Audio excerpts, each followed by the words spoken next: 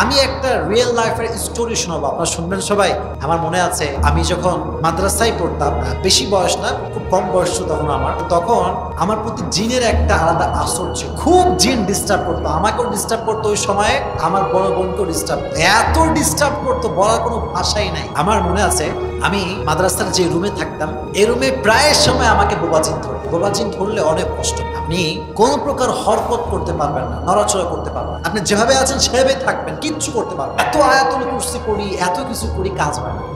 ধরছে 2 ঘন্টা 3 ঘন্টা ধরে রেখে দেয়। আমার এমনও দিন গেছে যে বোবাজিন আমাকে ধরছে, আমি বুঝতে পারছি আমাকে ধরছে, লড়তে পারবো না যেহেতু আমি ঘুমাই গেছি। তো একদিনের ঘটনা আমার মনে আছে, আমি একদিন রাতের বেলা আমার মাদ্রাসার যে রুম আছে, রুমে আমি শুয়েছিলাম নিচে ফ্লোরে। মনে রাখবেন, ওস্তাদের গদিতে বসা কিংবা ওস্তাদের চেয়ারে বসা কিংবা ওস্তাদের খাটে শোয়া বসা, এটা মারাত্মক বড় একটি জঘন্যতম অপরাধ হিসেবে কনসিডার করা হয়। এটা কেউ ভালো চোখে দেখে না। তো আমি তো অলওয়েজ হুজুরের যে বেড মানে খাট আছে সেখান থেকে অলওয়েজ দূরে থাকতাম, খাটে বসতাম না, যেতাম না, এটা ভদ্রতার খাতিরে। তো একদিনের ঘটনা, সোমবারের দিন ছিল, রাত বাজে প্রায় 10:30 কিংবা 11। আমার মনে আছে আমি টেবিল নিয়ে পড়ছিলাম, সামনে আমার টেবিলে পড়ছি। তো হঠাৎ করে আমার টেবিলের উপরেই মানে ঘুম চলে আসছে। অনেক সময় দেখবেন যে আমরা পড়তে পড়তে ঘুমায় যাই, এরকম হয় না প্রিয় ভাইরা? তো আমিও হঠাৎ করে মানে ঘুমাই গেছি, টেবিলের উপরে ঘুমাই গেছি। তো অনেক রাত হয়ে যাচ্ছে, সেই দিন আবার হুজুরের ডিউটি ছিল, হুজুর রুমে ঘুমানোর কথা। মানে জিনটা হচ্ছে আমার জিনটা আমার কি শত্রু, আমার ক্ষতি করতে চায় অলওয়েজ। তো অবাক করার বিষয় হচ্ছে আমি ঘুমালাম টেবিলের উপরে, হঠাৎ করে আমি